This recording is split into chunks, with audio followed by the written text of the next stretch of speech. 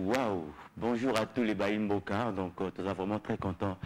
Il y a qu'on retrouve le Susnatongo après 3 ou 4 jours. Tout ça qui vraiment tenté à Kosolola. Nous partager le sujet. Donc, merci beaucoup. Surtout, merci pour la confiance au Bossala Rabiso. Chaque matin, la grande équipe, il y a matin, c'est tout ça. On a toujours pour nous servir Bino. Kaka, na tranche Nabiso matin, c'est alors. Bobi Kembo, tous les cas. Na fête mort monnaie 14e mai à francophonie to yambaki ba utaki na 4 coins il y a monde entier donc ça qui vraiment fait ça qui vraiment sengo non seulement pour la biso ba congolais mais pour la biso pe ba africain africain surtout Afrique centrale parce que c'est pour la première fois que sommet ils ont organisé en Afrique centrale donc ça qui fierté non seulement pour la congolais RDC mais pour la congolais à Brazzaville ba camerounais ba gabonais donc biso tout on est là qui biso vraiment bien que sommet nous allons organiser en Afrique centrale précisément à la République démocratique du Congo. Alors Lelo, donc, un peu qu'on doit penser à Congolais par rapport au 14e sommet en les Kanaki, ni les Congolais, c'est Peli, ni nous bako penser, ni nous bako zela, juste après 14e sommet à francophonie, parce que c'est vrai, il faut que 14e sommet on a d'abord sommet à francophonie, but donc vous allez promouvoir la langue française et puis promouvoir aussi culture, bobi qui culture nabiso, et ça vraiment ma cache, mais artiste peut aller la rapper, moi mingi, qui même le discours, il y a président français. François Hollande, il faut que le pays francophone base dans la facilité qui est par exemple en RDC il y a aucun par exemple France problème vraiment viser à la carte c'est-à-dire libre circulation vraiment isala pour les qui le président français parce que les appels parmi problème où est belé dans le pays francophone c'est-à-dire pour le voyager toujours problème. Moi, je pense que les acquis vraiment le roman est important. Mais les Congolais, qui en particulier, là, qu'on pense par rapport au 14e sommet, il y a francophonie où est qui. Alors, le lot, on peut penser à Kinois et à Congolais en général à travers micro baladeur Nabiso, Zabongo, Mireille Dio la diva. Donc, Mireille Dio la diva.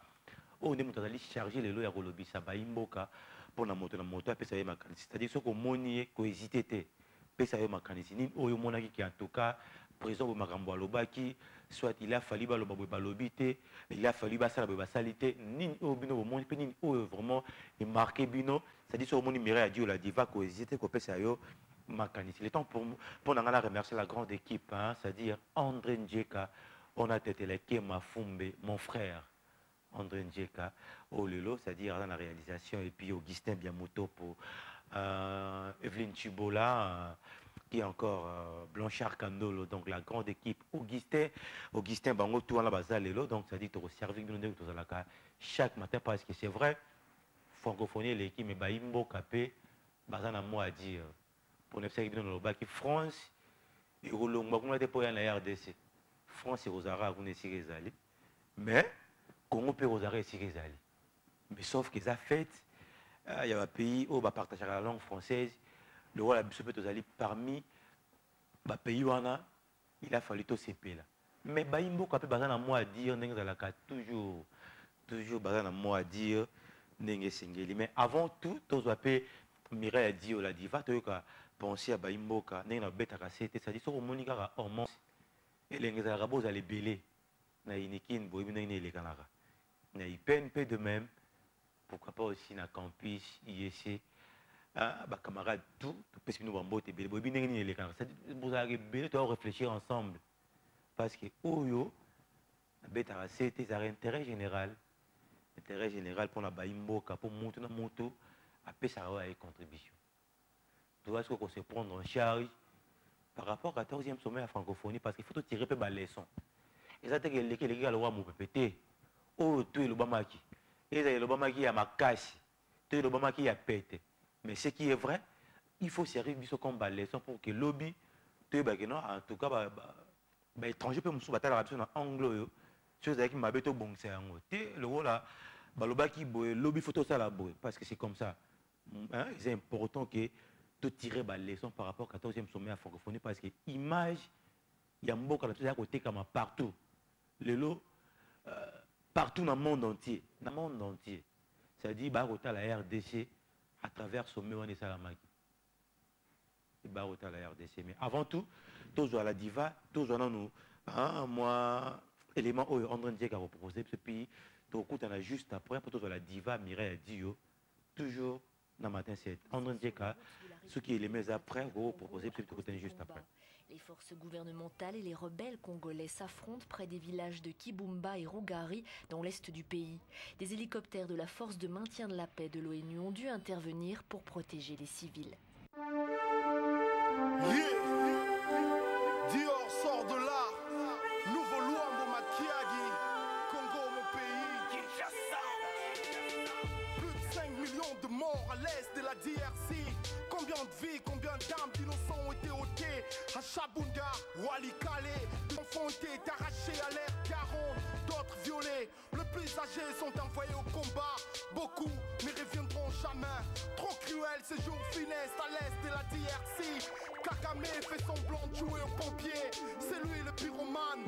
On nous demande de se détendre et d'attendre que la force internationale naisse et s'installe. Chaque jour à l'est, mes frères se font descendre. Nord Kivu en fait en cendres, par-dessus tout.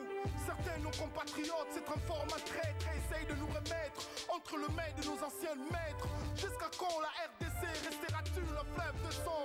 Les M23 continuent de s'enorgueillir d'être les lampus de l'agression, de l'occupation de leur propre territoire. Mes frères, on n'a pas d'avenir si le Congo n'en a pas. Lève-toi au Congo, il faut que tu te réveilles. Congo en avant, Botama ya mwana Congo, Yangwela kisi tango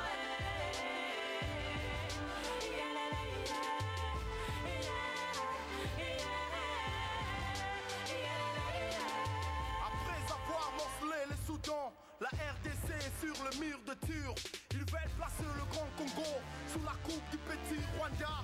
L'Occident nous a tellement niqués, mais non, c'est à Kagame de nous pénétrer par la bouche. Des loups, mes frères, se battent pour leur territoire. Congolais debout, unissons nos forces pour reconquérir notre dignité. L'Occident que nous vénérons tous à la place de Dieu. Ces gens-là n'ont que deux yeux, n'ont que des mains, un corps comme les nôtres. Ce qu'ils ont de plus que nous, c'est l'avantage qu'on leur donne pour nous détruire. D'où ont-ils pris tant de yeux? Comment utilisent tant de mains pour nous donner des claques à la face? S'ils ne le prennent pas de nous, chaque jour on s'affaiblit afin de leur faire plus fort et rare à nous tenir, plus court la bride. Congrès debout, même H2 dans la boue, bats-toi jusqu'au bout. La voix de Lumumba nous crie au-delà de sa tombe. Congo uni. Lève-toi au Congo, il faut que tu te réveilles. Congo en avant, Botama ya mwana na Congo, Yangwela kisi tango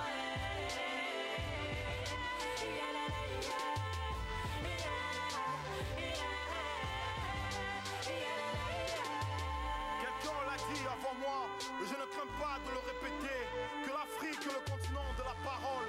Moi je pense qu'on parle beaucoup, mais rarement de choses graves. Quand je lis ici, je sais que je suis en accord avec le cosmos et que l'univers tout entier aspire à ce que l'Est de la DRC soit purifié de toute présence de forces étrangères. La lutte sera longue et pénible, j'en suis persuadé, mais nous vaincrons parce que nous sommes le plus forts, parce que l'Est nous appartient, le Grand Kivu nous appartient. Le Congo restera invisible, même s'il faut signer les accords avec le diable.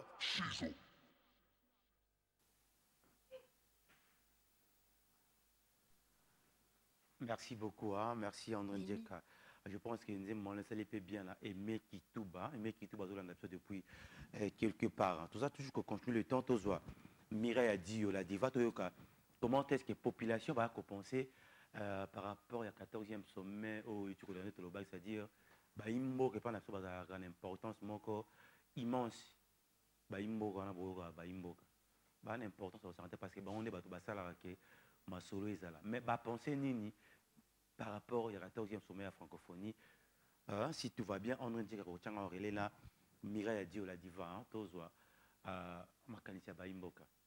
Le temps, André Ndiaye Kazako s'apprêtait, le potentiel, il y a les lots, le potentiel, il y a les lots, est titré Joseph Kabila signe l'acte de décès de la France-Afrique.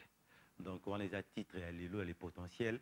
Donc, Maramoueze Belé, c'est-à-dire au Moni Ango, rapidité, parce que Information est vraiment fiable, quoi. Donc, sur Tangi, on reçoit quelque chose, Ndenge et Sengeli Ndenge, Bomoni wana na bilili, donc, Isawana. Donc, sur Moni Ango, Sombi, et puis, au Tangi, vraiment la Kati, on a bien informé. Le temps pour Nabiso, si tout va bien, André Ndjeka, Tozwa, la diva, Toyoka, Nini, Oyo, Baimbo Kaba, pour penser par rapport au 14e sommet à francophonie. Parce que le Baki, c'est une fierté nationale. Ok. La diva. Bonjour, bonjour et bon début de semaine. La noblesse dans le sang, bon début de semaine à Baimboka.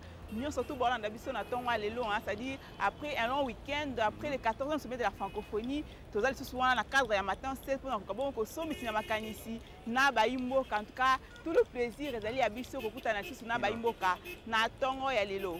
Est-ce que ça va? Tu te portes bien? La noblesse, ça va, je veux bien. Donc, Natongo lundi, ils sont aussi pendant Malam Mingi, surtout après 14e sommet à francophonie. Et surtout que moi, déjà, ils allaient au rendez-vous. Natongo, le mail déjà depuis 5 heures de habiter. Mais en tout cas, la journée s'annonce très bien, ça va, tout va bien. Ok, sujet Kinshasa après le 14e sommet de la francophonie. Ok, la noblesse, on peut aller mal comme Nabiso Natongo, les lotos, le kakoso, mitinama kanisina, baimboka. Tout na bango to yeba après 14e sommet à francophonie na kati Kinshasa baimboka bakanisi pena nini elekanaki lolenge nini est-ce que bayebi bayaki pe na 14e sommet wana mayeba lobelaki est-ce que baimboka bayebi baza suffisamment informé yango pena to koluka kosomi na makanisi na baimboka na tonga lelo. Alors na tikio na tikio zo bango la noblesse na luka baimboka. OK na tikio luka bango to sombi tina na bango makanisi. Voilà to luka baimboka. Sombi na makanisi na tonga lelo. Bonjour. Papa Bisoboni. Aux la transport. Le transport. OK. Papa comment est?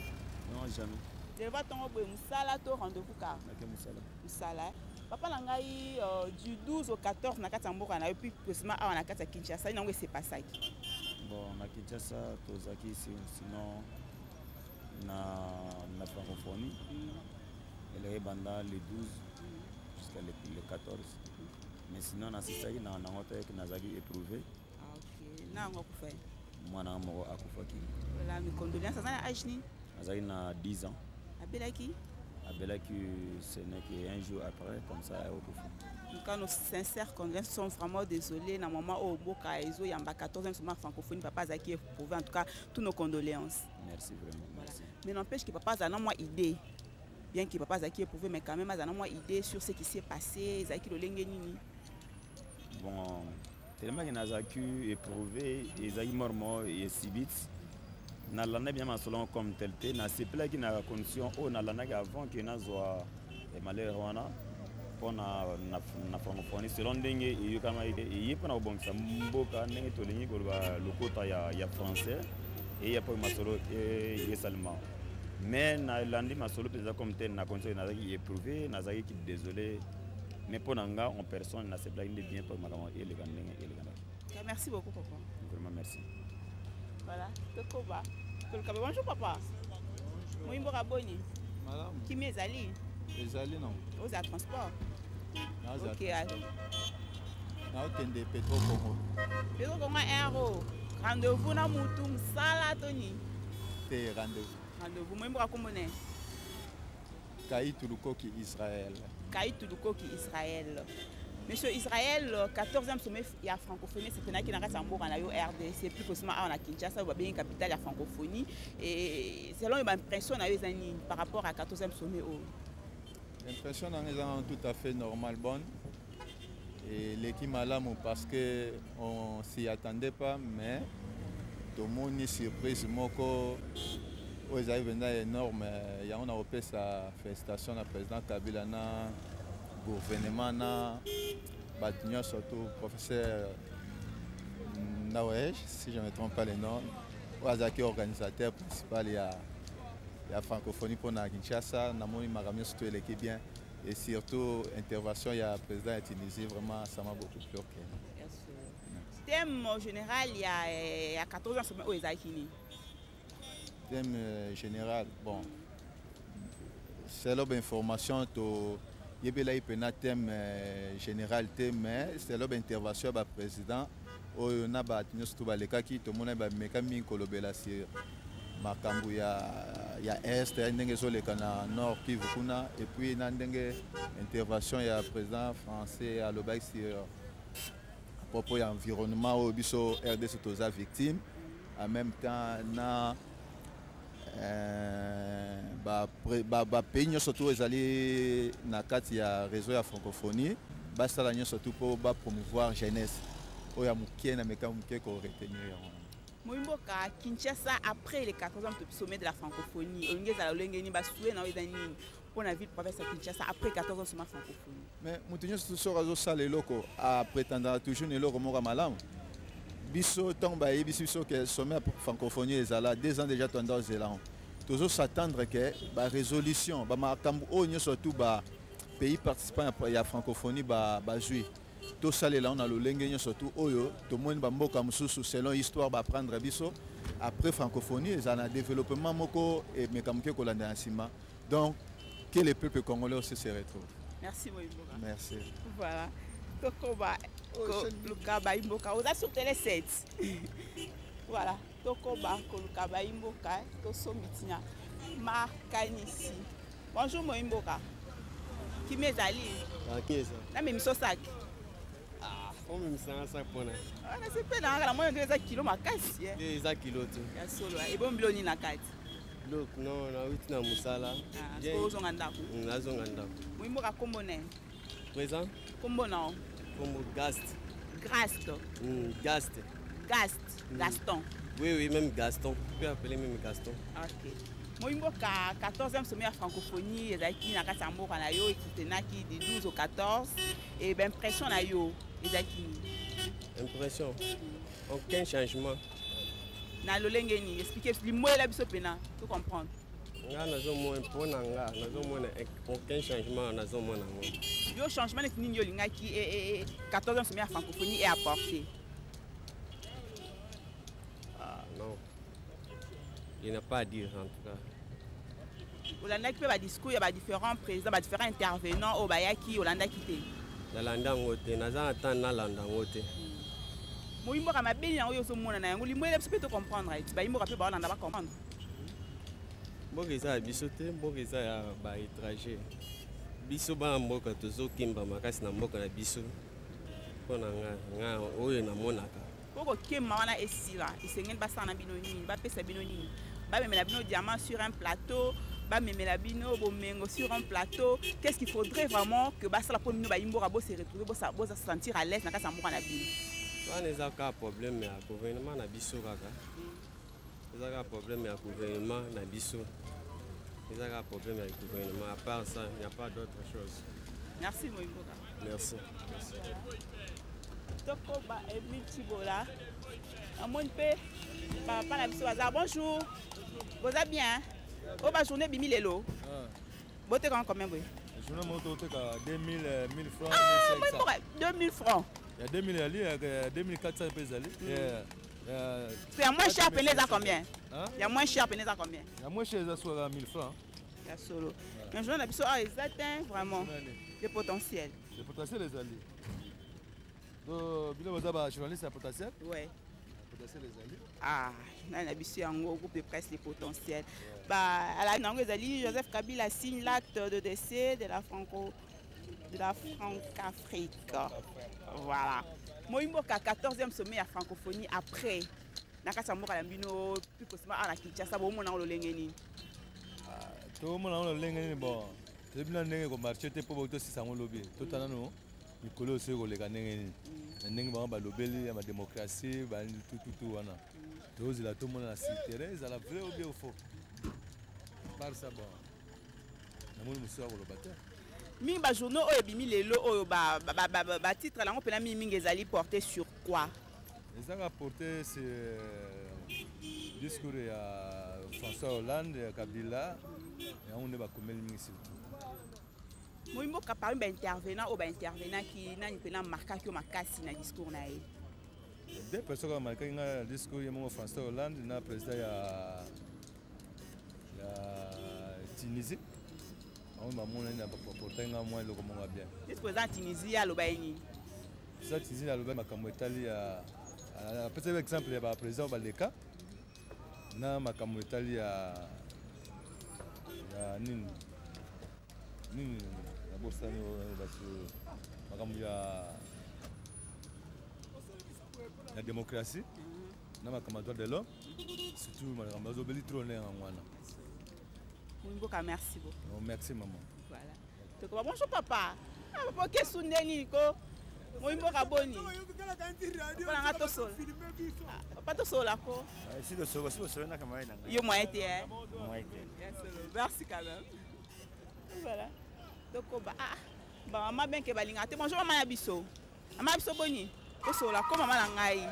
1 minute kaka. Aïe. Bon. On va continuer quand même. Bonjour monsieur. Papa, ça va? Oui, ça va. Comme ça là? Oui. On va le sur la nefis kata 1 minute. Pas quoi? Oui, moi, comment on Pardon? Comment on C'est Armand. Armand. Oui. Monsieur Armand, le 14e sommet de la francophonie, c'était un qui n'a pas de mort en RDC, pour à Kinshasa. L'impression dans les années. L'impression dans la monnaie au Mokamalo matin. Dans le lengeni, moi, je vais s'attendre à la ligne où yo monité. Ah, vous filmez? Non, je m'abstiens. Voilà, bonjour monsieur. Juste 1 minute. Oui, moi, quand on va bien Mireille, a dit non, comment papa? Oui. Comment on a monsieur Dickens? Monsieur Dickens. Monsieur Dickens, le 14e sommet de la francophonie. Après que c'est tenir lieu dans le RDC, à Kinshasa, l'impression des années. L'impression par rapport au 14e sommet de la francophonie. Bon, l'impression de l'équipe Malamou. Dommage qu'elle a assisté à quitter. Non, on a évité de passer. Peut-être à travers le média et tout. Qu'est-ce qui t'a vraiment marqué? Bon, il a marqué d'abord, j'ai vu qu'il va présenter Belé, il va inviter qui va ici. Il a c'est plus 50 000 comprendre. Et puis, il est calmement. Et puis, il a comme ça, c'est pas un qui François Hollande. Par rapport, il y a une déclaration de Libanda. Quand on a une place à modérer en gros. Je crois que. Après le 14e sommet à francophonie, nous allons s'attendre à la ligne, la ligne. Pourquoi s'attendre à la ligne? Bon, on a évité. Le français, moi je crois que peut-être, il y a Moulili. C'est que pour la vision de évoluer. Organisation de Salemaki et puis dans le site peut-être Salaki, Stade de Martyrs, village de la francophonie, Académie des Beaux-Arts, organisation surtout en général au Monaki en Lolengeni. Ça a été. Non, toi, africain, moi je crois que Salaki vraiment l'essentiel de Sala, il a bien. Na côté du village de la francophonie, mais na côté de l'homme na Boutou, na Monaki. Non, mais naza bloqué na ba musamusu na salaka donc na zaki peut-être temps mingi. Mais na la na ndam. Le thème général les acquis retenu cette année. Thème général. Bon, moi je crois que premier elle a qui peut-être d'abord la démocratie premier monsieur là qui est autorité qui est à l'encontre et à liberté à Moutouté et puis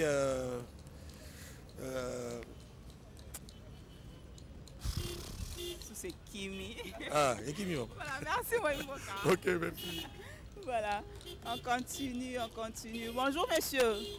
Papa, comment vous allez? Ça va bien. Vous allez au boulot? Oui. Alors, papa, moi on m'appelle Mireille. Je peux connaître votre nom? Anatole Mwanza. Anatole Mwanza. Papa, ça ne vous dérangerait pas qu'on puisse parler en lingala? Voilà, papa, papa, le 14e sommet de la francophonie. Après que c'est venir, après tout ce qui s'est passé, Moïmbo a impression à les années. Non, globalement, makambo eleka ki malamu. Mais eloko ya mutuya esengeli toyeba ezali ke lolenge likita yango ya francophonie esalami na mboka na biso. Esengeli biso bayemboka bakonzi pe ba population to capitaliser manso y masalami pour que mboka ay redécoller na ba domaine nyonso ndenge esengeli. Na bosangani wana ya bato ebele bayiki bayaki na kati ya mboka na yo mingi penza bango balobaki ezalaki plus axé sur eloko nini yango pena oyo bango nyonso tout bazalaki vraiment bavandela ki pena makasi.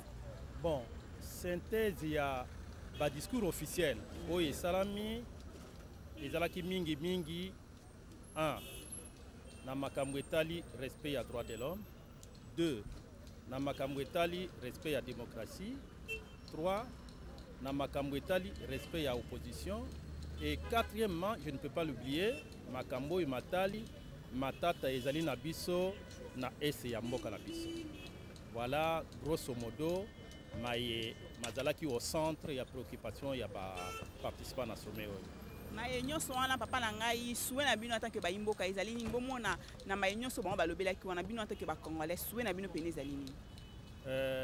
Po na ngai mei nauti koyebisa yo que esengeli to capitaliser tenue ya sommet po to redécoller na ba domaine nyonso et elingi koloba nini na ba point nyonso oyo ezalaki au centre de préoccupation et bongi sika to koka ko améliorer et sika ezalaki nanu malamu te po tokende liboso.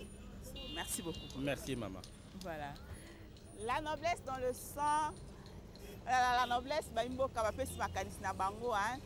Ko ba tout le monde a tout ça bing boye moi ça dit moi penezo betanga kaka lelo la noblesse. Baimboka ba pesi makanisi na bango na ozo sur antenne espoir ko kozongisanga pona ko ba lisusu boko ko somiti na makanisi na baimboka na mal comme na biso na tonga lelo. Tu as l'antenne. Merci beaucoup la diva. Hein. Merci donc pour la première partie baimboka ndenge moimboka moko na moko apesi wa makanisi par rapport au 14e sommet au Tikoleka parce que tolobi 14e sommet on a vraiment donc ça vraiment fierté pour la biso ba Congolais faut tous à fier.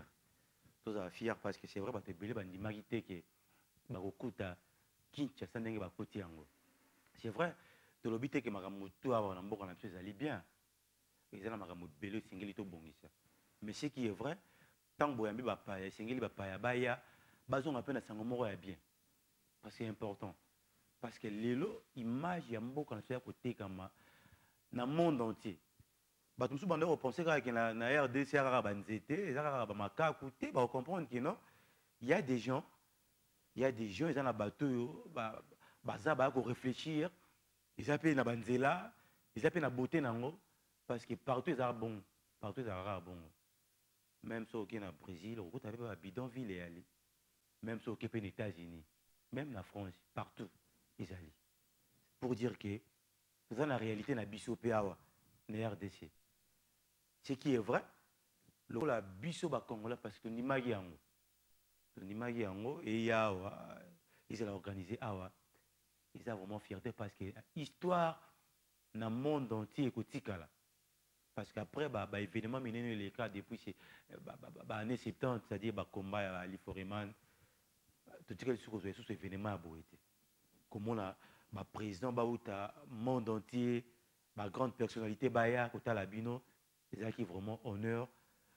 PBL, changer la vie dans Bango, comprendre que RDC, bien que c'est vrai, il y a peine à guerre, il y a divergence d'opinion dans Bango, ils sont à côté de la politique, mais baza pe na face cachée peut-être biso toyeba te lelo ba découvrir yango ils sont sur le plan culturel ils sont sur le plan politique ils sont sur le plan social makambo kilikili yango nde tobetaka sete c'est-à-dire baimboka bino ndenge bakolanda biso boye tant topesaka bino micro makambo bolobaka même so bamso bayebaka te ezalaka na befe ezalaka na befe ezalaka te parce que bino bato bana pouvoir même vote nous va voter.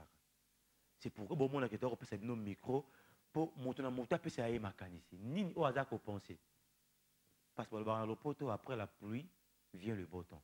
Mais après 14e sommet à francophonie ni au héroïa. Baimboka baloba. Il faut baimboka baloba. Alors tous moment moqué condensé hein au équipe rédactionnelle la Busso. Réfléchissez qui par rapport à l'élément tous les gens qui a discours chef de l'État par rapport à Maramoutou pour le au salle à 14e sommet en francophonie tous les mots éléments on a André Ndjeka on a été qui m'a fou mais c'est-à-dire sur la Siliciawa Arolia pour nous na loso musoni pembeni parce que voilà principe il y a été là qui au moins deux fois te aux angate profiter au pesa papa au moins ah mon père papa au moins Vicky et puis maman Vivi Walo na pesi bino bambote belé Et donc, il y a un raté dans la montée là. Alors, tout le élément on a, élément où on est en train de dire à reproposer, bis juste après, toujours pour la continuité à matin 7, parce que tu vas réfléchir ensemble. Côté là, m'a ramené les gars là. En train de dire, c'est bon? Ok.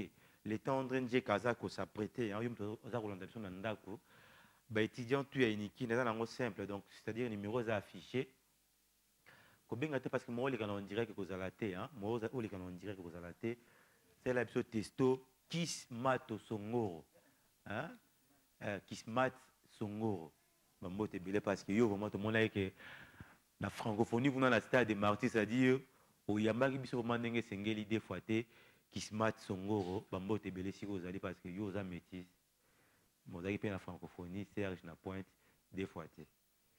Alors, Evelyne Chibola, Fashion P, toujours, il peut, ça déjà, parce qu'elle a pu brancher, surtout quand ça, Moussala, parce que Evelyne Chibola, toujours. Alors, les temps de dire que ça prêtait, tout le monde, moi, quelques testos, hein.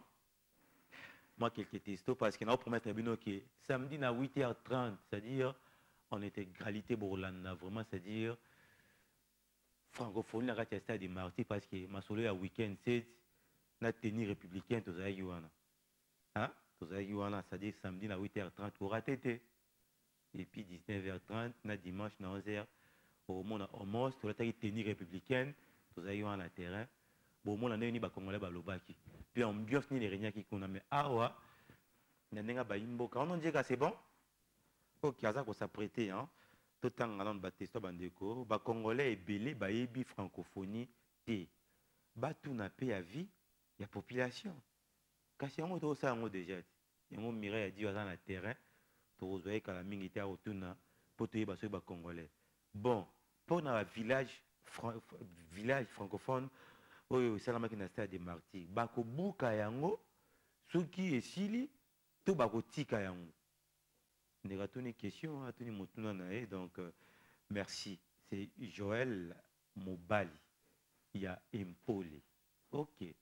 C'est noté, hein, donc l'or m'a vous, ouais, c'est vrai qui dit, moi, comme il est le femme en or, problème pésaté. Pour y passer avec la francophonie, qu'on a la salle des martyrs. Alors, tous en moi, les mots, on va poser juste après. Tous en moi, les mots. Une quinzaine de chefs d'État pour une organisation gigantesque ont répondu à l'invitation. Devant près de 5000 participants, Joseph Kabila s'adresse enfin pour la première fois au pays membre en sa qualité du président du 14e sommet.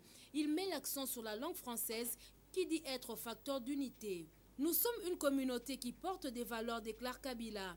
Il tacle la communauté internationale qui, selon lui, est restée complaisante face à la dictature et à la mégestion sous le régime de Mobutu. Le président congolais s'est réjoui des avancées démocratiques et économiques avant de qualifier d'inacceptable la rébellion dans l'est de la RDC. Ce n'est que depuis un peu plus de 10 ans que la République démocratique du Congo s'est engagée dans la voie du rétablissement et de la consolidation de la paix, de la restauration de l'autorité de l'État, de la démocratisation de l'espace politique et de la relance de son économie.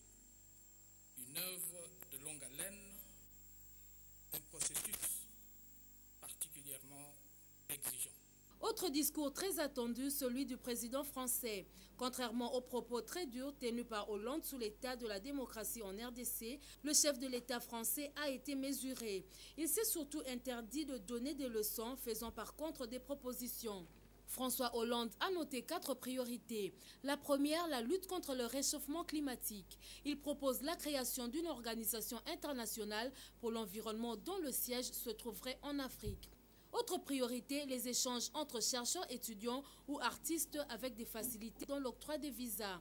Troisième priorité, la précision et l'élargissement du rôle de la MONUSCO. Hollande condamne lui aussi la guerre dans l'Est. Il soutient que les frontières de la RDC doivent être respectées. Ici, à Kinshasa, je pense aux populations des Kivu, victimes de conflits à répétition. Je pense à ces populations civiles massacrées, à ces femmes violentées, à ces enfants enrôlés. Oui, nous devons Et je le fais à cette tribune, réaffirmer que les frontières de la RDC sont intangibles. Il a aussi été question du Mali. La condamnation a été unanime. Abdou Diouf plaide pour l'unité et la promotion des valeurs universelles. En fin de compte, les chefs d'État ont privilégié le respect mutuel des propos corsés. La franchise au-delà des vocabulaires diplomatiques sont peut-être prévus lors des débats à huis clos. Ok, merci, hein, merci beaucoup. Donc, je crois, pour comprendre, voilà, c'est qui parmi les discours au chef d'État, Lobaki, hein, donc, Boyoki, commentaire, il y a équipe rédactionnelle de la Bissawa, la télé républicaine. Mais toi, toujours qu'on continue, toi, c'était pendant Baimboka, c'est-à-dire, au bout de la nation d'Andago, Kobenga Nante, Kobenga, s'il vous plaît, Komitungisate, numéro 1 est affiché, ça n'aura attesté. Serait parce que binonné pour faire c'est qui a bino fait qui va congolais nyo surtout fait qui va congolais surtout mais baimbo ka na place na bango de choix parce que baimbo ba bazara deux fois. Alors tu profiter pour ça mot na maman suite, hein, maman suite, ça dit logo en francophonie, bon on a logo à francophonie mutasala yango zaiki maman na biso mo bien ya bois noir comme on est suite azapé trop jeune. C'est-à-dire, il y a vraiment un art dans Makila. Hein? Il y a un art dans Makila. Oui, comment ça va marambo à solo. Maman suite. C'est-à-dire, dans le week-end, c'est samedi, bon, mon aïe, pour le baki, tout ça qui est. Tout ça qui est à l'obaki, bon, mon aïe, samedi, parce que pour la chose qui est vraiment. C'est une fierté, hein. Moi, aussi, ça dit le logo, parmi, plus ou moins 70. Mais, il y a maman la bichon, la maman suite. Le Ghana pour la francophonie au Tambola, le monde entier, il me passe à Yango. En tout cas, maman suite ici aux ali côte chapeau. Je pense que tout bon c'est sous émission monsieur belé pour que ça soit secret parce que vous avez vraiment moi sur bon le kumo parce que défendre le kumo maman congolaise nyo soto awa na mboka na biso. Alors tous la diva tout kana nous deuxième relais ni va congolais va penser toujours par rapport au 14e sommet à francophonie. André dire que vous Mireille la diva. Voilà. Ok, la diva. Tu as l'antenne. Pas antenne au Salinga ina. Ici sous pona ko bakoso mitina bo makanisi. Na baimboka. Au changer place. Les lobistika nazo zala na lobate. Je me suis déplacé effectivement. Mais la relate bipa wa pinazo baimboka baluka vraiment baluka. Baye parce que la diva azali wa o pa ozala makasi na mbangu nae apusa ni karato to solo la nae donc batala déjà ba mona so ba comprendre bisika nazali bakimika mwa mbangu to solo lila baimboka na lobate la noblesse na bon. C'est bon de respecter opinion alors tout qui oza bango. Ça va na luka baimboka. Luka bango alors. Bonjour maman Abisso. Oza bien maman. Mon bongo continue kaka. Et que bien. Mala ngai na kati mboka na yo mikolo utoleka oyo boye na kati ya Kinshasa mayini nango utoleka aba makamka ya francophonie aba ndio leka na elandi yango na TV mais leka na calme posé toujours bonjour bote sourier bote mama ngai ezaki wa makambo esalema yewe mama esalema kaka na village ileka nango bien kitoko na lelaki on ba olo mama elenge pisenga sentiment na kati ya nzoto na nga pesenga sai na lelaki o makasi ya solo na baprésent mosusu bato bayaki ebele oyebi bapa bayaki ebele makasi na oyo kutu namona te me namonaki kitoko esengo makasi yaya. Merci maman. Voilà tokoba toluka baimboka toluka baimboka. Bonjour papa biso. Papa ça va? Oui ça va bien. Papa ke musala? Oui. Papa ngai nga mwa ba benga Mireille Adio na koyeba komba papa. C'est papa Kassongo. Papa Kassongo. Oui. Papa Kassongo après le 14e sommet de la francophonie. Nous ba imboka boko s'attendre à nani. Bon, il y a beaucoup de choses hein. Donc après francophonie, tu dois s'attendre que na changement, il y a makambo ebele. Il y a beaucoup de choses. Niti makamuni pena beaucoup kozela pena changement na domaine ni makamuni pena bon ba lobela ko pena bo zelela on pena bras ouverts. Bon, vous savez depuis tout bien balobela ki makambo ebele entre autres. Bon, vous savez les alaki comment dirais-je bon makambo ebele ezalaki démocratie, droit de l'homme, oui, environnement, il y a beaucoup de choses. On a dit la francophonie. Na bayaki on a différentes personnalités bayaki nani pena na discours ne pena marka ki o makasi intervention na yi. Bon, presque bango nyonso bayaki na admirati ba discours na bango ba pesaki ezalaki vraiment important pour Nangai.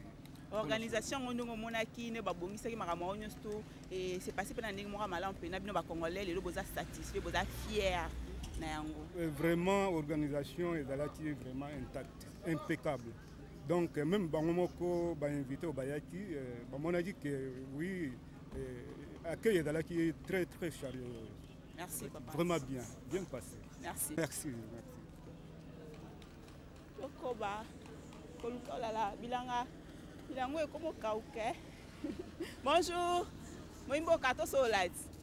Ai. Papa biso boni. Toko solate papa na ngai.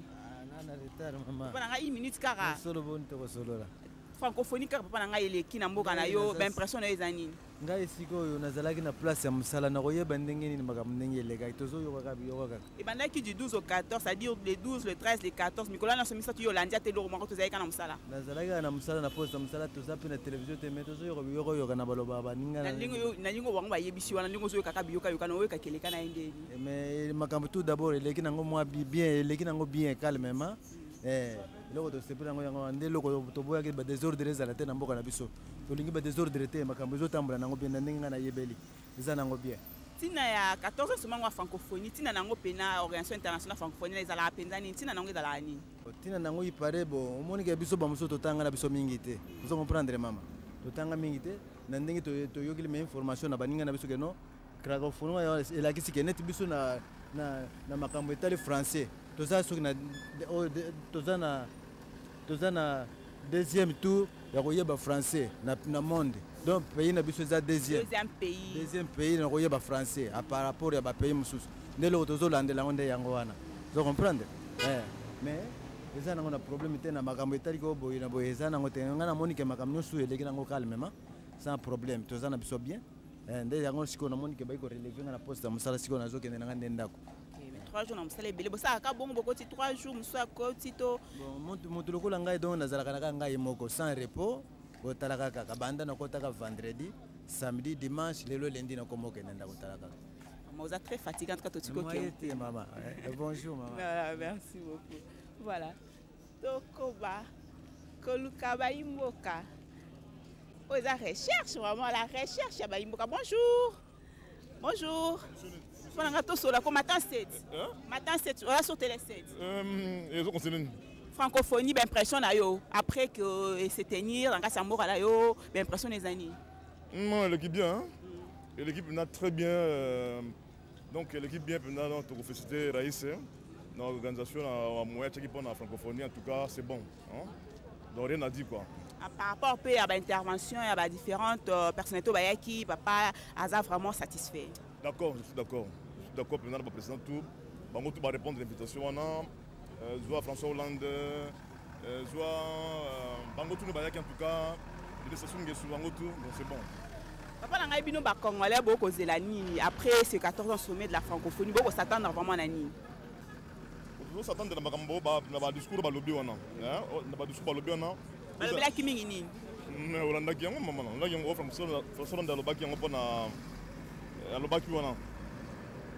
Donc Congolais tout landaki yango donc tout landi yango tolingi esalama. Donc si bazaki tam toujours na bazaki na courant te mon ke soki rappeler bango esala biso bien papa na biso ata les fils ata moi synthèse kaka ya maye balobelaki. Ba na courant te ils ont les chaînes différents baza ko diffuser ba émission na balanda ba même ba journal lelo ba balanda. Merci. Merci d'accord. Voilà. Moimbo raboni. Kimi ali. Ozela mutu. Maintenant banda bulo. Banda bulo. Mwimbo ka kombo na. Pardon? Kombo na. Kombo na nga Bailo. Bailo kanto. Ilo maketo.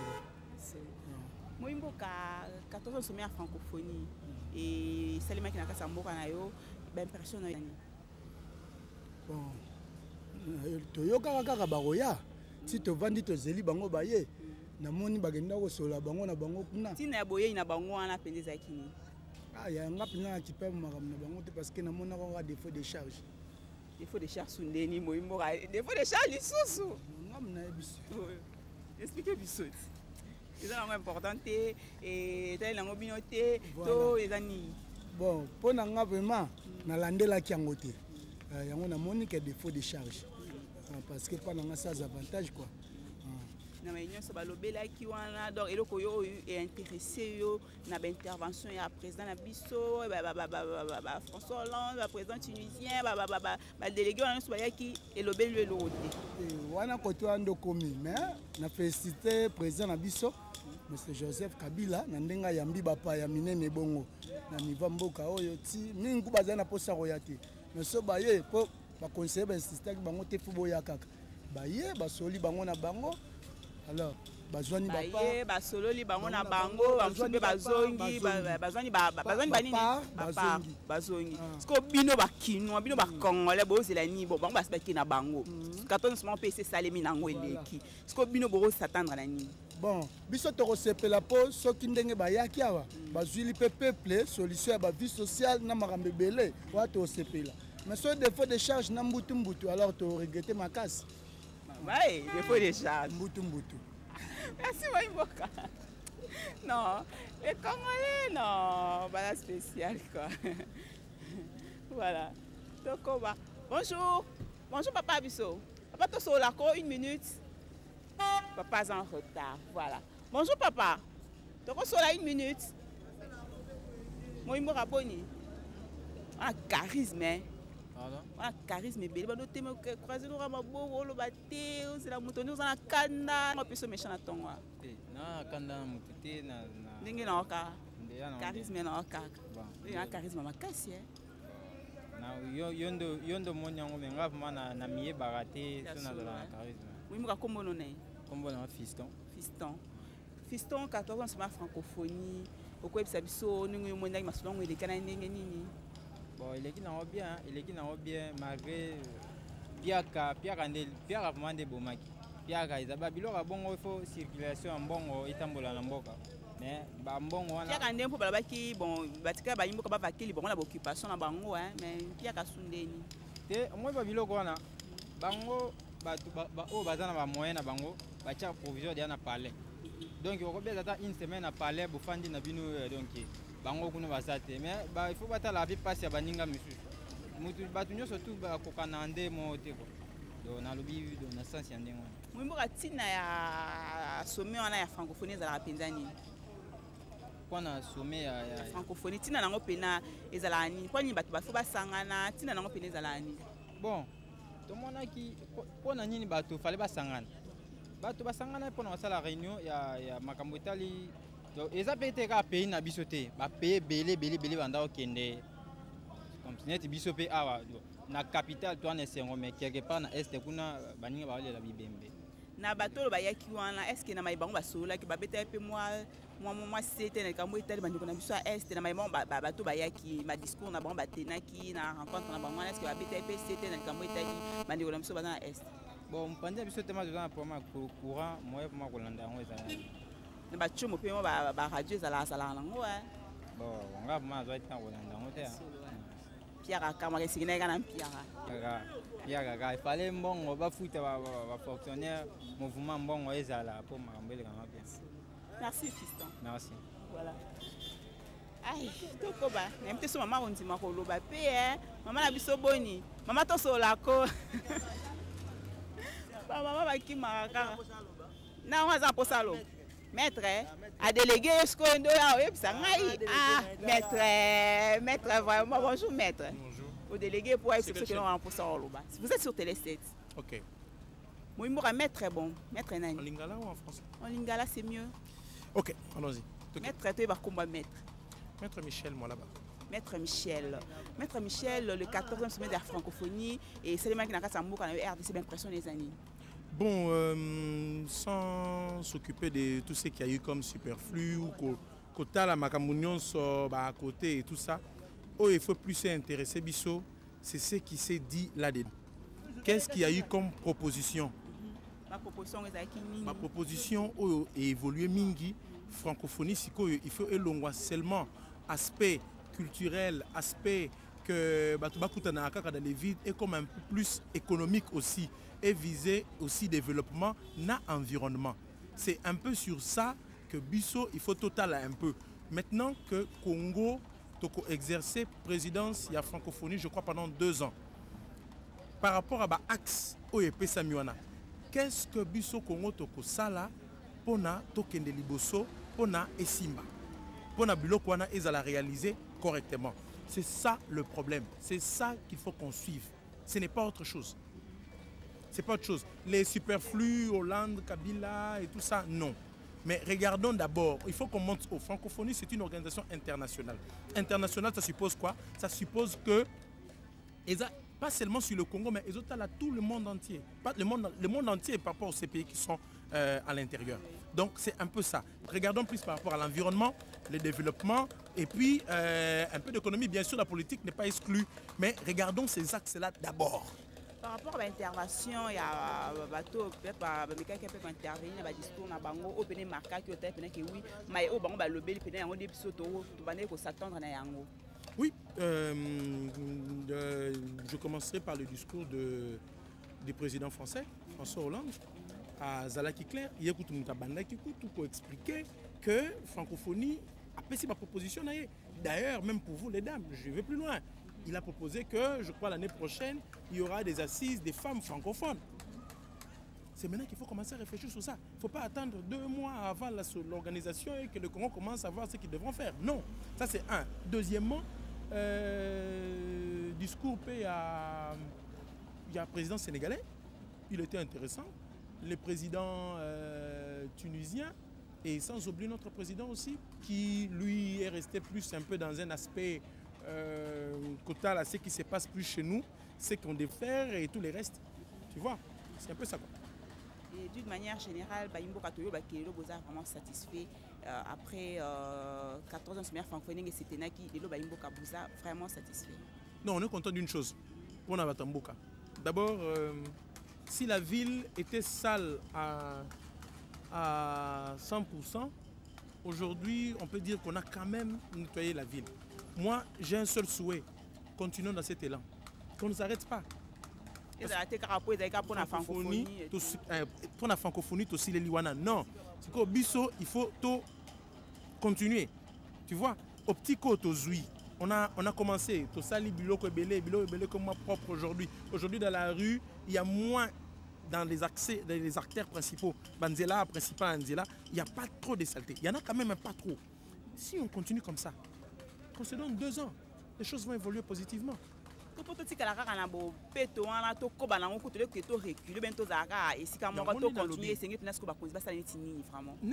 Attends.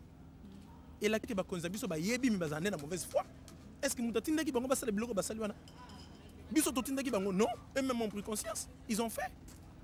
Basali, c'est quoi biso ce que to senga bango c'est quoi? Bah continuer. Na o ba bandi wana, bah continuer. On nous a démontré que c'est pas l'argent qui manque, on a l'argent. Comment est-ce qu'ils ont pu faire ça? Merci beaucoup maître. Ok, je vous en prie. Ok, bonne journée à vous. Ok, voilà. On continue. Nous sommes arrivés à la fin. Bonjour maman Abisso. Ah maman tu reçois la thé. Voilà. Non, les mamans sont compliquées. Oh là là. La noblesse. Oui, voilà la noblesse. Baimbo kabapesi makanisi na bango donc oyoki baimbo kanga vraiment naza commentaire minga kolobate. Yo mtozali bon na champ large ya kolimbolela penza na baimbo ka matali 14 ans semaine ya francophonie le kana kilo lenge nini mais nini penza ba yebaki na kolobela ba différentes personnalités bayaki mais nini bango ba lobaki na ba discours na bango. Yo mtozali bon na champ large ya kolokapena kolimbolela baimbo ka thème général retenu pour ce 14e sommet zaki nini wana pena musana na tsikela ngo epana tobi ki avant 10h baimbo ka bakozala suffisamment informé n'est-ce pas? Voilà, merci beaucoup à Evelyne Tibola. Ça va, rien à dire. Evelyne Tibola, merci beaucoup à toi pour de très belles images. Merci une équipe technique Mobimba et accompagnée Nganaton Alelo. C'était Mireille Adio la diva pour le compte de Matin 7. Sur l'antenne de la noblesse. Merci beaucoup. Merci Evelyne Tibola Fashion. Donc, merci. frontière. Baïmboka d'autres moko population balobi. C'est vrai que le lobby toi koloba marambo tout les cani na 14e sommet à francophonie oyo. Parce que biso ba congolais faut tirer ba leçon. Faut tirer ba leçon parce que déjà mboka na biso de Jésus déjà il en moko oyo lelo. Ba tout pe belé ba kolinga baya. Ba te belé dans le monde entier. Ndenge même ba olanda biso ikawa. Ba kolinga baya na RDC par rapport à l'événement où tu salama ou te belé peut-être on a peut-être confiance mais lelo va comprendre autrement. Mais tu le but est que tout est bon ici en RDC. Non. Nous avons un problème dans la biso. Nous avons une réalité dans la biso. Où est single peut tout arranger. Mais 14e sommet à francophonie, il faut tirer le biso par les sons et belé. Nous avons parce que c'est vrai François Hollande peut dans le discours na ya glissé qui m'a moqué peut la réalité ça dans la partie est et mboka na biso. Bah c'est même car la 14e sommet à francophonie parce que Rwanda qui représentait la ministre na bango y affaires étrangères hein, maman la biso la combo na qui m'a moqué mais bah qui ba résolution pour que ba signer qui maison dans la partie est tout en m'a moqué titre le potentiel à titre Awabi en refusant de signer la résolution condamnant les exactions commises en RDC. Les Rwandais soutiennent ouvertement M23.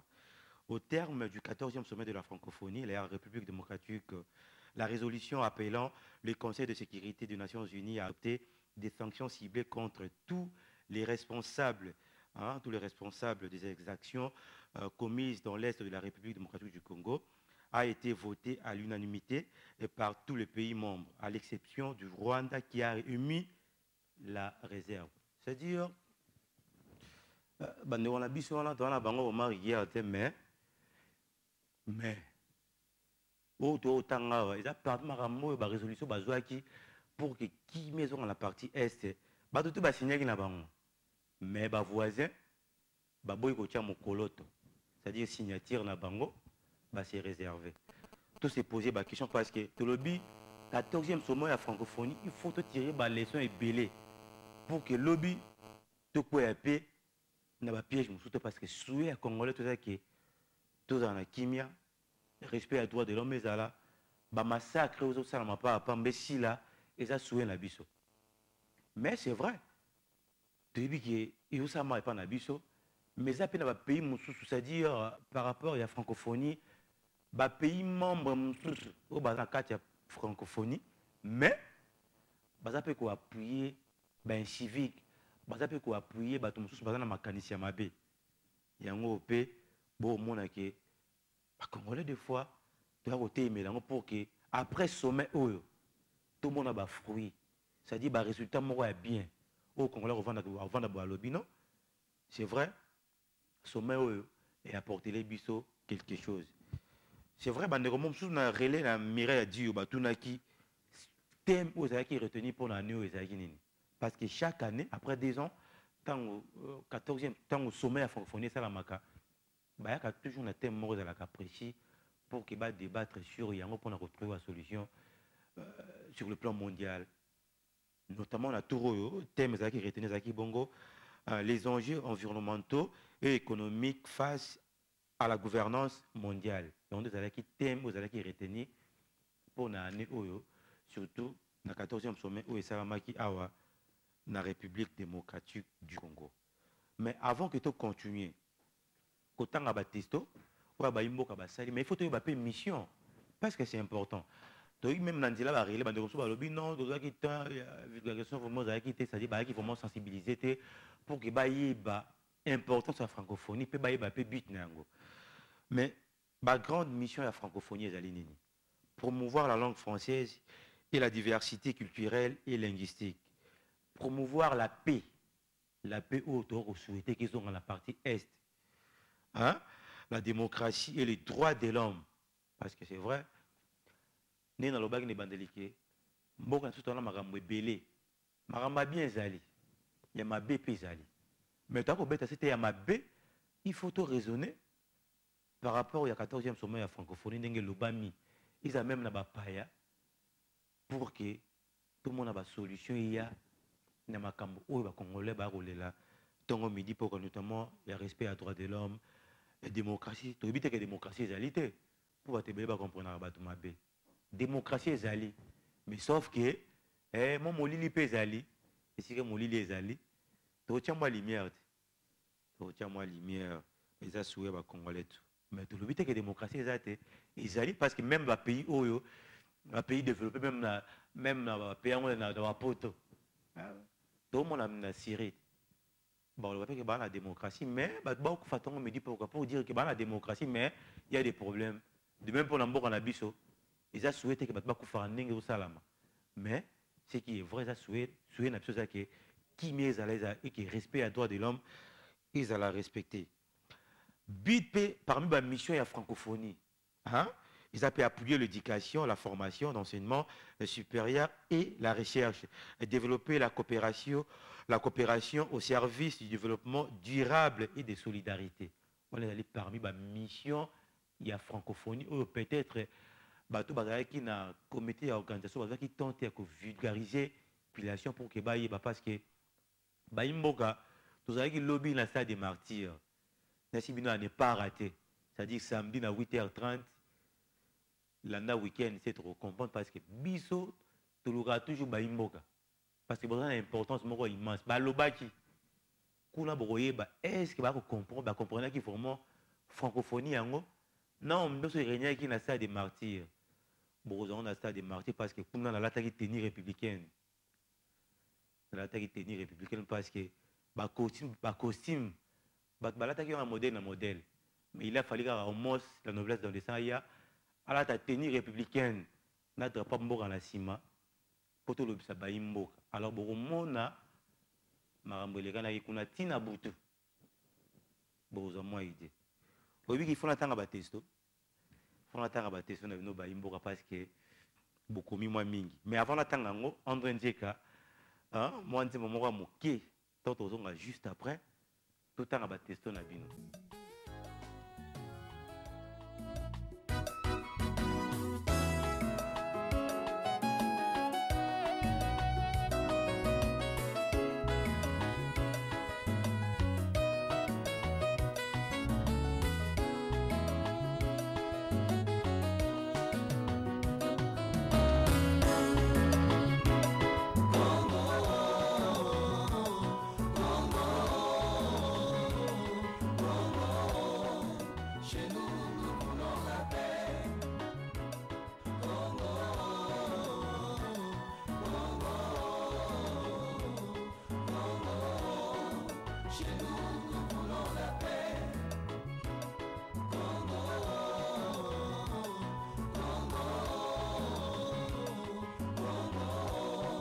Chez nous, nous voulons la paix. Congo, Congo, Congo. Chez nous, nous voulons la paix. Minyango boye, Sambuka Congo. Minyango boye, oh, Uzomona na Congo. Oh, argent, cobalt, pétain, Esaïa Nzambe.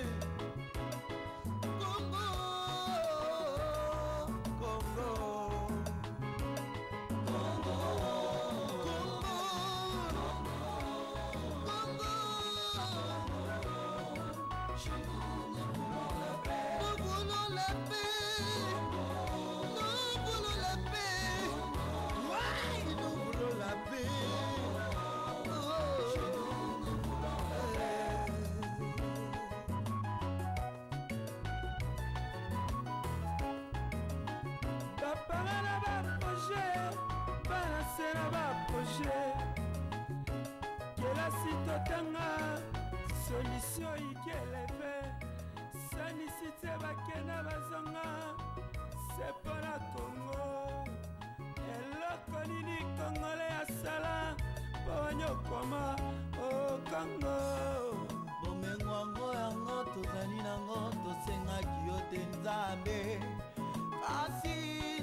mpo nzambe na yo nde opesaki biso tala mokili mobimba ezali kofuta se bambongo tala milimo ya bana bayo bakokufa olobaki à toi la vengeance à toi la rétribution kimia ya moto kofanda kilo mokolo nini wapi mose ya kongo alobela biso liboso ya palona wapi gedeona po bitumba esila na kongo makila bato na kati ya telefone ya bato ya mokili makila ya bakongole koganga yawe kata kata ikango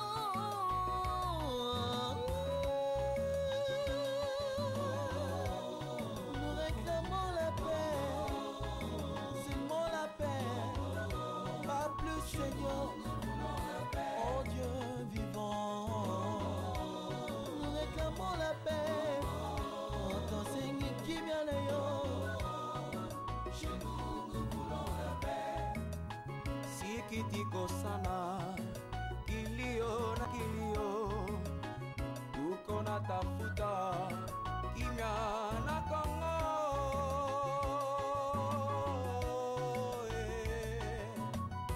Trop c'est trop toleli pe mingi na Kongo, tosengi lisungi na yo, kota likambo ya Kongo.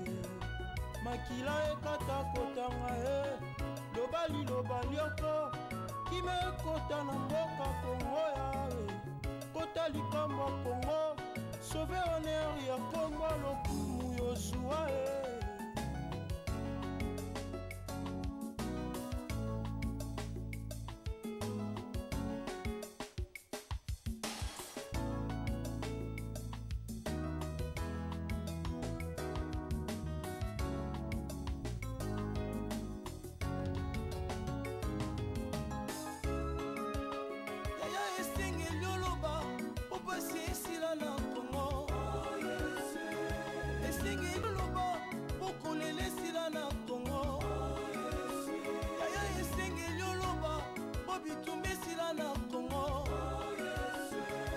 batikali orphelin baviolé par maman toutes les confessions religieuses tobondela mpona Kongo bapolitisien nyonso tosangana mpona kimia kimia nde ememelaka mboka developement tosengi kimia mpo lobi ya Kongo ezala meilleur bieza mwadi bieza nelukelo mikala yosha munda buputa waluba bababiba babo buputa waluba zambi kwete shadi talala muji tumayeba lwakula kuma wejanangila nzambia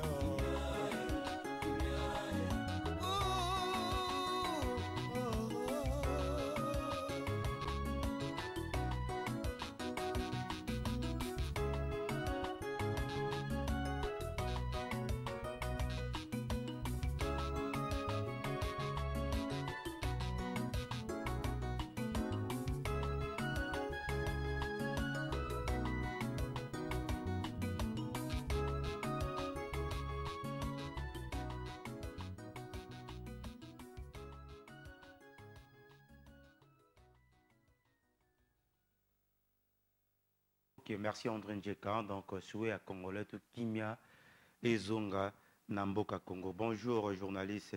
C'est Junior, hein, Junior comme na CPLaka. Nabino trop, hein, pour Namosala, Kitoko Bosalaka. Courage et belé. Pour Nanga, francophonie, l'équipe, bien té, na Monique, l'équipe, bien té, Naza, Naposa, Botuna, je sais pas, Nini Ndegwalinga, donc c'est-à-dire, bonjour, au monde de ce maréchal Caps. Je vais savoir si c'est vrai que Tshisekedi a parlé avec François Hollande. Là, oui, c'est vrai. Hein, donc, Bakutanaki, juste après conférence de presse, il y a président François Hollande. Donc, Bakutanaki, na Etienne Tshisekedi, hein, donc bakutana qui on a pu se poser question na yo. Mireille, oh là. Donc, Tanga Testo. Mireille Dieditomene, bon début de la semaine à toute la famille Dieditomene. Je félicite mon grand frère Blanchard Diedi pour son nouveau-né, bébé Gracia Dieditomene, et à mes jumelles Melchi et Esli. Bonne journée à vous, au moins la noblesse. Bonne journée, pourquoi pas aussi à Rose, Dolly, Sylvie, Nadine, Bijou et Baby Malobo. Merci beaucoup, hein, Mireille Dieditomene. Donc, ici, Kazali, Mireille Dieditomene. Et puis, tu pensez directement à Maman Labisso, hein, Nadine Laing. Hein, Nadine Laing. Vous faites un anniversaire, on est au les gamins. Tu souhaites au Kaga parce que tu récupères un molelo. Ok, de bonnes choses à vous. Les temps, tu as testé mon sous-sous. Ah, bonjour la francophonie, l'équipe bien, mais Tolingi, changement sur tous les points. Oyo et le Bami, j'ai aimé le discours, il y a François Hollande, dernier point, de Wasuri Siwana, donc comme on a été, quand même tout le temps testo na yo ici qu'Ozali. Et salut Mons, je suis dans la commune de Limité, j'ai besoin de connaître le nombre de présidents qui ont été venus, le nom, oh là, s'il vous plaît, Bandego Barobenga. Ok, donc je crois que Tokotanga va comme on a bango d'ici là, président Bayaki, hein, parce que le président est à Sénégal, hein, Macky Sall, le président Sassou Nguesso à Brazzaville, Papa Ochombe, Topespe Bambo Tebele, surtout la maman Claudia Ikia, hein, donc ici quand Topespe Bambo Tebele, tout ça qui peut, le président Bayaki Mouebele, hein, Abdou Diouf, qui est le secrétaire général, il y a organisation francophonie, donc il y a pas qui on a dit président qui moi belé président à Tunisie, Bazala qui vraiment moi belé. Quel est le nom du président de la francophonie? Voilà. Secrétaire général il y a francophonie, donc comme on a dit monsieur Abdou Diouf, c'est simple. Alors le rôle la bus est organisé, il faut que la présidence on a doit gérer pendant 2 ans. 10 organisation monsieur au Salama. Donc jusque là il faut que RDC va à la tête. Il y a présidence, il y a francophonie parce que monsieur va tout organiser Yango. Tout le cas tout temps à teston, hein, donc je crois vous tenir sur regarder, hein, vous parlez vite Doudou. Mais c'est Doudou, donc tout le cas tout temps à teston na yo. Zala kimia les temps tout le cas, testo et c'est moi belé, hein, donc vous tenir sur regarder surtout que bon attend bonjour moi c'est Cédric Mbombo depuis la commune de Galema. Voici ma question, pourquoi François Hollande ne sentait pas Joseph Kabila? Il y a l'angui sous roche. Je ne sais pas ni le lingo loba, mais ce qui est vrai, François Hollande Zala qui déco Cédric, hein, donc bonjour, la 14e sommet de la francophonie. Et les cas qui Malamo, Motuna, Bandeko, Yabokono, Yaliboma Oyo, Bakangaki, Oyo Bakangaki, na évité de recevoir la ngara lobanini, donc Bakangaki, Bakendeki, na bango wapi. Ah, ok. Donc, de quoi poser question, hein, Bandeko, Bana. Oh, il dit bon, bakanga qui bango mingi na ba cité par-ci par-là. À tout le monde sur bakanga qui na bango wapi. Bon, tu es bien dans tes bakanga na bango mais ça tu suis. Et c'est que batia qui bango, tu es bien binora na ba émission na biso za roya. Après la francophonie, nini oyo bekoye la biso. Question de quoi tout ni à préciser peu comme on a donc s'il vous plaît. C'est quand même aussi les tests mais quand vous préciser comme on a eu vous allez bien. Bonjour la noblesse, Yebisanga Steve. Oh là, oh là, oh là, oh là. Bandego Moussous, donc. Question Moussous, moi, je répondre bien au Boézaté, hein, parce que vraiment, s'il vous plaît, bonjour la noblesse, Yebisanga, ce qui.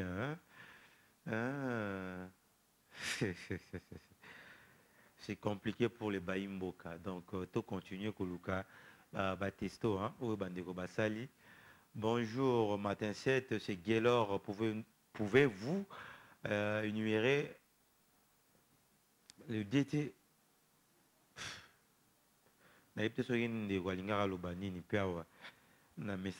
Donc c'est compliqué, hein? Donc Eden Mbala, éviter. Événement et les cas qui malamu, kasi, ba congolais et belé ba ebi, francophonie té, vulgarisation, ezala qui vraiment malamu té. Mbongo et belé et bimaki pour na village francophone na stade. Bako buka yango, kasi soki totonga ki yango na village na Fikine. Et l'ingaki kotika la pour na libela, locaux là bas parc d'attraction, merci. Pour la grâce, donc c'est grâce Kolongo, grâce Kolongo. Je pense que na massacré Kombo na yote. Donc les tantôt le capé batesom sous Sali matin 7, c'est bien moi Diabo, l'artiste. Je vous demande après la francophonie, ils vont laisser le fou. Oui, je pense que Baotika Bango, Baotika Bango, Baosana Bangonine. Avant de on a bisoti. Je pense que Baotika Bango. Salut, c'est Lise depuis la commune de Limité. Selon moi, la francophonie en Kinshasa s'est bien passé. Donc, on a bien tapé. Selon des coulisses, selon des coulisses, les temps le capé Batisto Moussou Bandego Basali. Pour tenir bien vraiment regarder, parce que tant qui malé beko chuité, donc ça au moins tout le temps était sonné, comprendre que ils est parce que Bandego Bilé, Basali à Bango, Batisto, Toluka, Luka, Totanga, toujours. Bonjour, s'il vous plaît, je voulais juste savoir le thème de la francophonie, sa signification. C'est immaculé, je vous aime tant. Des gros coucou, merci beaucoup. Les temps, Toluka, Totanga, Moussousou.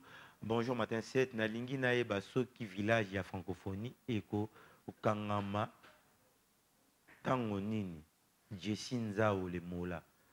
Ok. Donc, je suis bien noté, tu as noté ce que pendant une semaine, tu as donc, c'est aussi ma précision, car avant le matin 7, je crois, ils à la part Mireille Dio, la diva, à la part Tatiana Mbedilangouli, beaucoup à suffisamment informé. Tout le cas, testo Moussoussou, ça ne sert à rien aussi à la testo double, parce que sur les salles déjà mon corps, autant bien bonjour. Comment tout le monde a condamné fermement le respect des droits de l'homme, la liberté de l'expression, respect des partis politiques, donc le respect de valeurs. Je crois discours à François Hollande, qui aurait pu discours, il y a Abdou Diouf, il aurait pu discours, il y a président Macky Sall, il y a Sénégal, donc il y a un discours, il y a un lobby, c'est un Congolais qui tirer quelque chose pour que le lobby,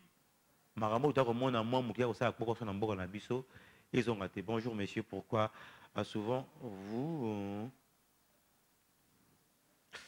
on a comprendre vraiment testo naoté, on comprendre vraiment testo naoté. Bonjour, j'aime François Hollande par son discours, liberté de l'expression, le respect des droits de l'homme.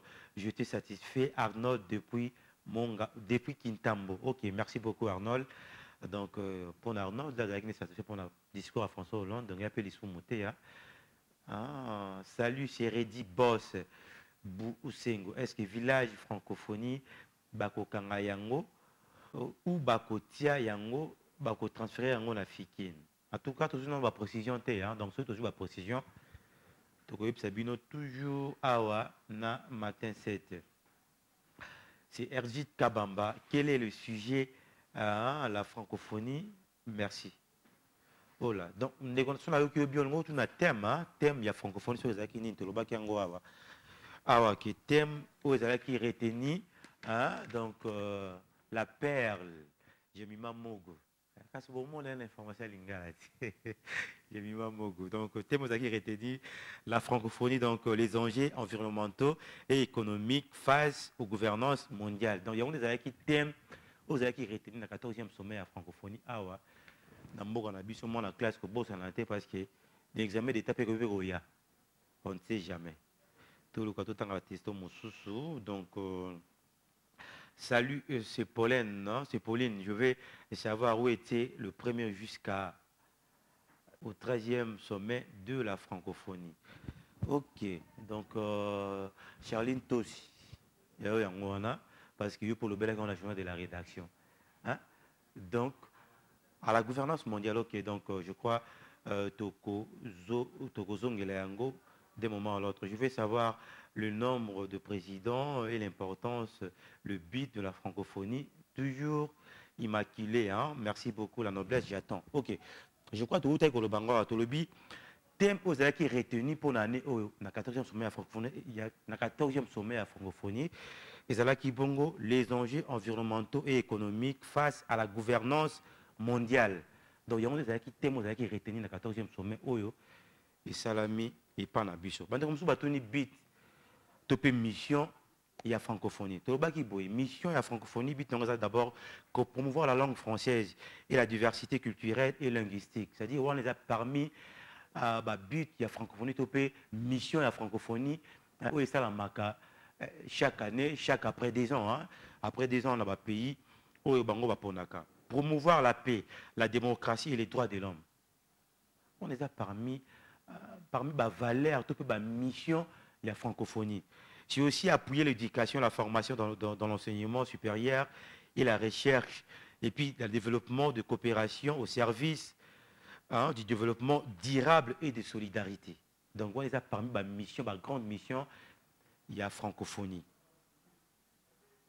Mais il faut voir que avant que ça soit belé, autant tout ça, dans la Bulgarie, dans le Canada, ou à ce que ça en Suisse, avant qu'il y ait la République démocratique du Congo. Moi, je pense que les lots, les Congolais, de comprendre que le monde entier va plus sur confiance, surtout que l'image n'a pas moka, ne pas c'était à côté comme partout. Et à côté comme partout. Parce que tout le monde pour battre comment est-ce que le Congo est allé. Les lots, tu ressens que bateau va continuer toujours la même allure. La même allure pour que bateau peut-être va plus avoir confiance sur le plan diplomatique et sur le plan culturel. Va plus avoir confiance. Même dans le discours à François Hollande, à Betty c'était à lobby même que facilité on a entre les pays francophones et ça.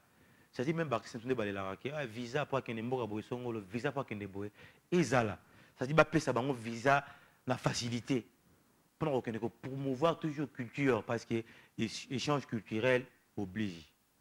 Je crois que comme vraiment la souka donc pour tenir une rigueur parce que moi tout le temps à son abino tout au bosser les bisous parce que ça a vraiment ébélé. Ils ont vraiment ébélé, donc moi, tout temps gagnant surtout, ils ont félicité chef de l'État, mais au moins la noblesse n'a félicité directement Madame Souhaite, ou à celle qui logo, ou à la 14e sommet, il y a francophonie parce qu'il y a vraiment moi, c'est-à-dire, il logo à Sali, c'est bien Madame Souhaite, donc moi, t'es belle si vous allez. Comme vraiment la souka. Merci beaucoup à Bino qui branché la télé républicaine. Merci beaucoup à la grande équipe. À Mireille Dio, la diva, au Azalaki, na relais. Merci à André Njeka. On a été qui m'a fou. Mais merci à Augustin Biamouton pour et puis à Charlie Tonsiper, tout ça pourquoi pas. À Mireille Dieditomé, ni Bambo Tebele, je crois lobby Tokuta na Awakara. Donc merci pour retrouver Tatiana Mbedilangouli pour la sujet Moussoussou. Mais entre-temps, vous allez toujours scotcher la télé républicaine, donc c'était bien. Au moins, se baigner à la noblesse dans les sons. Donc, tout prochainement. Bye.